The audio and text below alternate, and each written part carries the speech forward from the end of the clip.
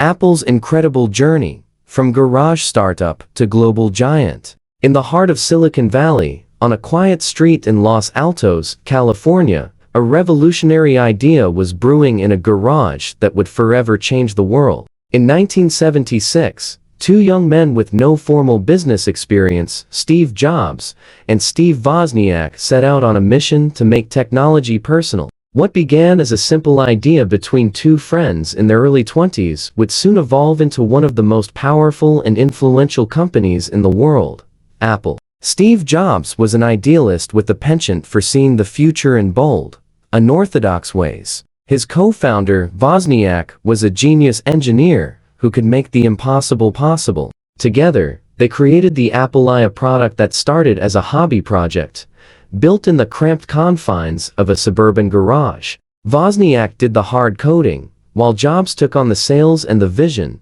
always seeing the potential for something bigger. With the help of their friend, Ron Wayne, they incorporated Apple computers on April 1 Street, 1976. They didn't have much money or even a solid business plan, but they had a dream. They sold everything they could. Jobs sold his Volkswagen van, and Wozniak sold his beloved HP calculator to fund the project. Their gamble paid off when the Apple I caught the attention of a local computer store owner, who placed an order for 50 units. Though the Apple I was crude by today's standards, it was a start. But what really put Apple on the map was the Apple II. Launched in 1977, it was a massive leap forward. The Apple II was the first pre-assembled personal computer that was user-friendly, with color graphics and an open architecture that made it highly adaptable for consumers and businesses alike. It became the first real success for the young company, quickly garnering attention from investors and sparking the beginning of the personal computing revolution.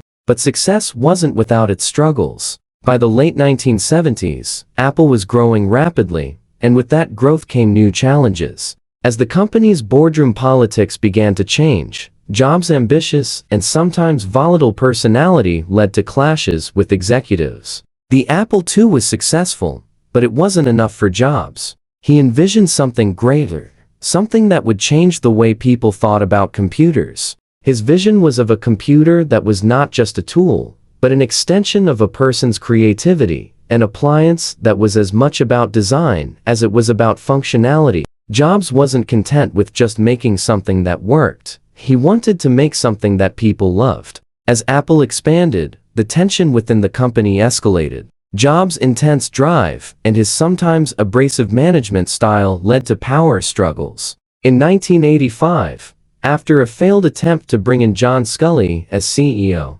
Jobs was ousted from the company he had helped build. It was a blow to Jobs, but it also set the stage for his eventual return. Without Jobs, Apple struggled to find a direction. The Apple III failed, and the Lisa, an ambitious project that had cost millions, was also a commercial flop. The company was sinking fast. Meanwhile, Jobs wasn't done. After leaving Apple, he founded Next, a company dedicated to building high-end workstations for the education and business markets, and bought a small animation studio called Pixar. Pixar would go on to revolutionize the film industry, producing hits like Toy Story and establishing Jobs as a visionary in both the tech and entertainment worlds. In 1996, after a decade of turmoil, Apple was in a dire state. The company was losing money, struggling to compete with Microsoft's dominant Windows operating system, and was on the brink of collapse. Apple needed a hero, and Jobs was the man to save it. In a stunning turn of events, Jobs returned to Apple in 1997. By this time, he had gained new perspectives on business, design, and innovation, and he was ready to remake Apple from the ground up. His return marked the beginning of a new era for Apple. One of his first moves was to streamline the company, cutting down on the many different product lines that had become bloated and unfocused. Jobs refocused Apple's efforts on a few key areas: design, simplicity, and innovation. He brought in the first iMac, a colorful, streamlined desktop that looked nothing like the bulky, beige boxes that were common at the time. The iMac was a success, and it signaled to the world that Apple was back. But Jobs wasn't done yet. He knew that the future of technology wasn't just about computers, it was about creating a seamless ecosystem that would integrate technology into people's everyday lives. In 2001, Apple launched the iPod, a portable music player that would change the way people listened to music. It was sleek, intuitive, and had a perfect design, simple but beautiful. The iTunes Store followed, revolutionizing the way people bought and consumed music. The iPod quickly became a cultural icon, and with it, Apple was no longer just a computer company, it had become a lifestyle brand. Then, in 2007, Jobs unveiled the iPhone, a product that would go on to redefine the entire mobile phone industry. The iPhone wasn't just a phone, it was a computer in your pocket, a camera, a GPS, a music player, a gaming device, and a communication tool all rolled into one. It was a device that people didn't just want, they needed. The iPhone was revolutionary not just because of its hardware, but because of its software. The App Store, which launched a year later, created an entirely new ecosystem for mobile apps,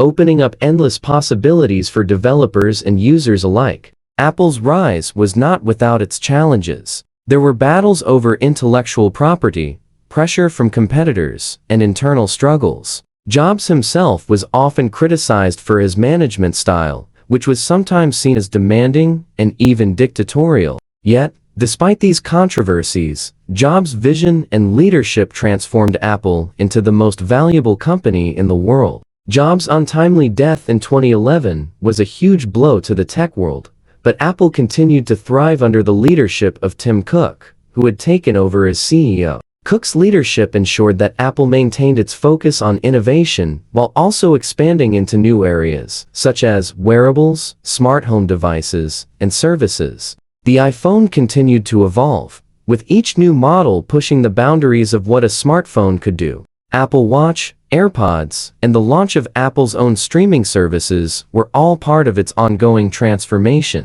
As of today, Apple stands as one of the most influential companies in the world, with a market value that has at times exceeded $2 trillion. The company's success is not just about its products, but about the culture it has created. Apple has become synonymous with innovation, design, and quality. It has redefined entire industries from personal computers to music to mobile phones, and has become a central part of the modern digital ecosystem. What began in a modest garage has now become a global giant, shaping the future of technology and culture for generations to come. Apple's rise from a small startup to a worldwide phenomenon is a testament to the power of vision, perseverance, and the willingness to think differently. And as the world continues to evolve, one thing is certain: Apple's story is far from over. Thank you for reading the story of Apple's incredible rise. For more inspiring stories of innovation and success, be sure to subscribe. Stay updated and never miss a moment of groundbreaking technology.